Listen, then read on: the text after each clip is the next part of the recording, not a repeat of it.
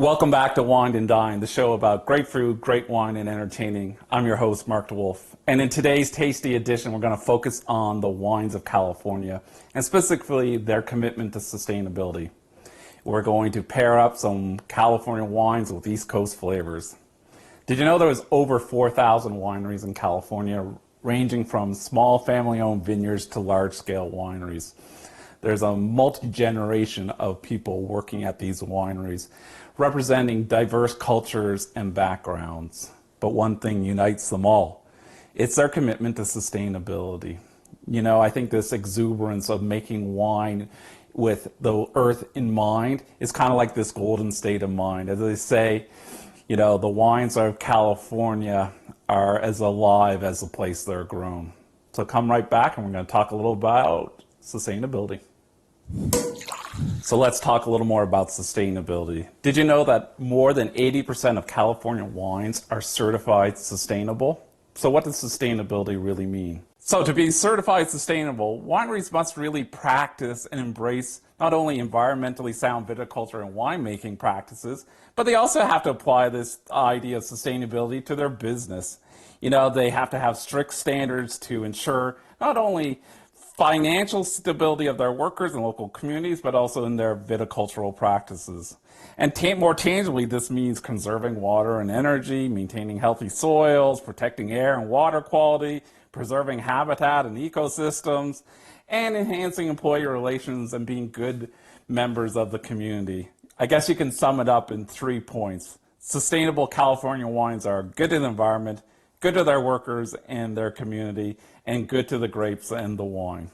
Okay, so you want to now ensure the wine you're drinking is sustainable. Well, it's easy. You just look at the back label and look for the symbol certified sustainable. And now let's go to the plate and pair up some California wines with some local food. Okay, so when it comes to making your food selections sustainable, one of the great ways to do it is to buy local. So today we're going to pair up our wines with local food. So let's start with California Chardonnay. And I like to have California Chardonnay with local scallops and local lobster. You know, when you talk about California Chardonnay, and particularly the ones like this one from the Central Coast, they have a wonderful exuberance to the nose, often exuding like tropical and ripe fruit flavors, and usually well integrated oak. They also have nice refreshing acidity in the back end, which helps with food. In terms of how to cook it, well, I wish I was on a California beach right now and had doing something over an open flame, but instead of that, since I can't, let's cook, you know, using a cast iron pan. So a pan seared off some scallops here, added a little bacon jam. You'll find the recipe at the end of the video. Put a few local greens on the plate, and suddenly you have a great pairing focused on local with a California Chardonnay. So, staying in the seafood vein, let's introduce you to California Pinot Noir. It's got lots of upfront, fresh fruit flavors, and maybe a little subtle spiciness, sometimes acquired from oak aging. When it comes to pairing with seafood, I like to pair it with things like Arctic char, salmon, and local tuna. You know, I want to also embrace the multicultural aspect of California when creating a dish to pair with California Pinot Noir. So I've encrusted some tuna with sesame and seared it. And then I've created kind of a Mexican dish. So I've created a pea guacamole, topped it with the tuna, some fresh local greens. It's going to be a perfect pairing. And when it comes to sustainable seafood, lots of great organizations out there that help you identify what is sustainable. A great local option is Hannah Nelson's Aficionado. She ensures her seafood is sustainably sourced. Okay, so let's talk about California Merlot. You know, Merlot actually originates in Bordeaux in France, but California made it universally popular. And why is it so popular? Well, it's sumptuous. There's lots of rich fruit, it's full-bodied, but relatively easy to drink. So when it comes to pairing it with food, you know, Cabernet loves rare meats, things like steak. Merlot adds other options to the mix, so we can have like braised meat dishes, hearty pastas like lasagna, or even a really good burger. So when it comes to making a really good burger, make sure you use local beef. You know, we have some great beef and cattle in Nova Scotia. So I go to places like Osprey Roost in Halifax or Reed's Meats in Wolfville to get local great beef. So later on tonight, I'm going to dig into this burger because I have a few secrets in this one. I've stuffed it with caramelized onions, butter, and local blue cheese. So when I bite into it, it's just going to melt in my mouth, and it's going to go down really well with a glass of California Merlot. So now we have Zinfandel, the quintessential California red grape.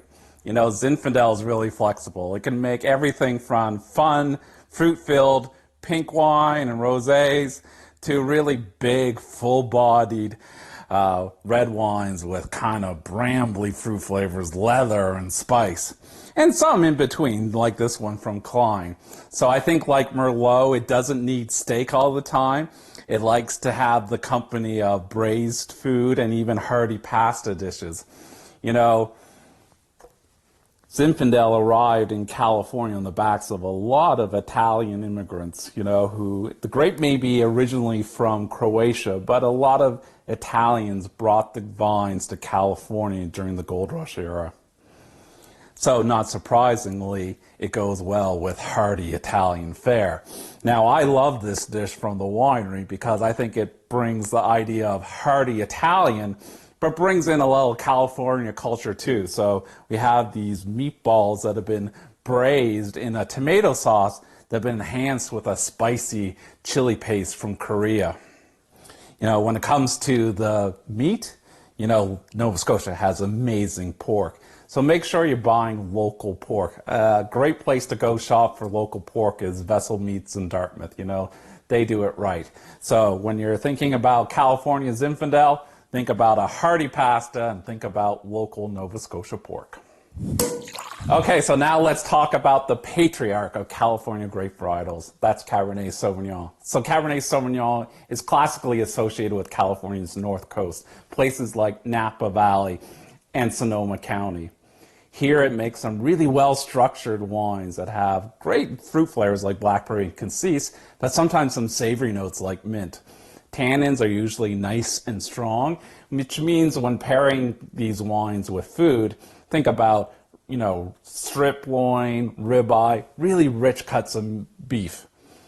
When it comes to the more modern style, we see another style emerging out of California.